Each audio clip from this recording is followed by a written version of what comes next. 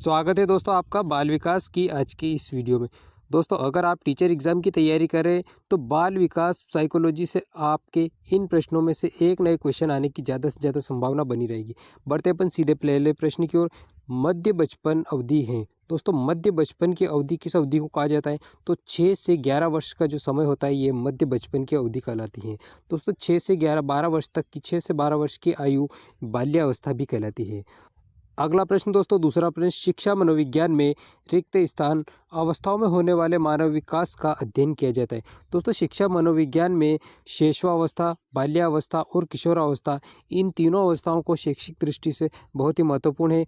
इनका मानव विकास के क्षेत्र में अध्ययन किया जाता है। नेक्स्ट प्रश्न, सार्थक अधिगम की प्रक्रिया विकास की किस अवस्था में प्रारंभ होती है? दोस्तों सार्थक अधिगम की प्रक्रिया जो होती है वो विकास की शैशवावस्था के दौरान प्रारंभ होती है। कब होती है? शैशवावस्था के दौरान प्रारंभ होती है। विकास की पहली अवस्था शैशवावस्था कहलाती है। नेक्स्ट प्रश्न, मानव विकास की किस अवस्था में बच्चों में सीखने की गति सर्वाधिक होती है? दोस्तों सीखने की गति सबसे तेज शैशवावस्था के दौरान होती है। कौन सी अवस्था में? शैशवावस्था में सीखने की गति सर्वाधिक तीव्र पाई जाती है। अगला प्रश्न दोस्तों, किस अवस्था में घनिष्ठ मित्रता की प्रवृत्ति पाई जाती है? दोस्तों किशोरावस्था में घनिष्ठ मित्रता की प्रवृत्ति पाई जाती है, क्योंकि बालक 12 वर्ष से 18 वर्ष की आयु के अंतर्गत मित्र बनाने लगता है, पक्के मित्र बनाने लगता है, इसलिए इसे घनिष्ठ मित्रता की अवस्था कहा जाता है। अगला प्रश्न, मानव विकास की किस अवस्था के बाद व्यक्ति परिपक्व हो जाता है? दोस्तों किशोरावस्था जो होती है विकास की अंतिम अवस्था, इसके बाद वयस्क अवस्था में आ जाता है बालक,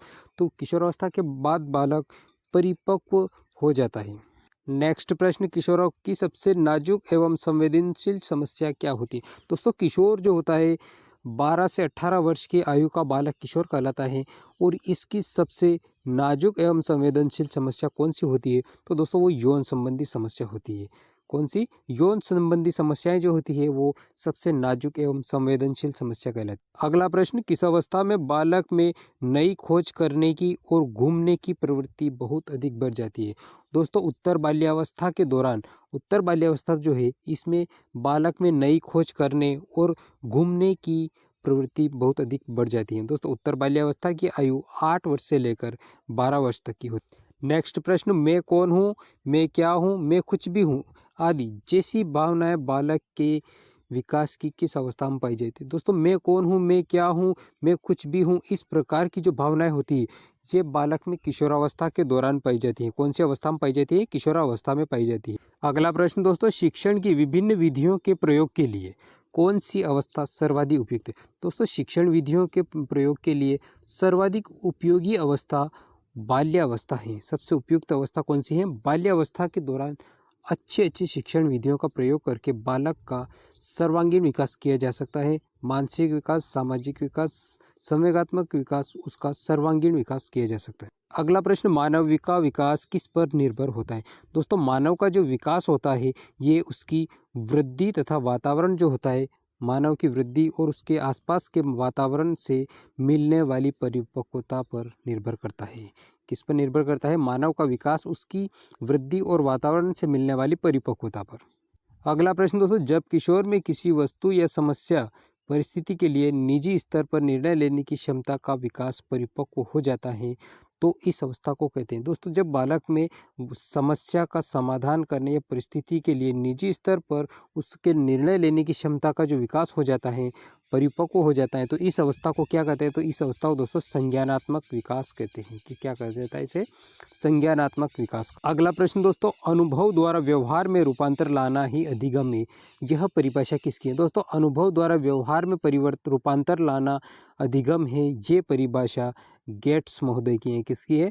गेट्स की है। नेक्स्ट, मनोविज्ञान मानव व पशु का अध्ययन विज्ञान है, यह परिभाषा किसकी है?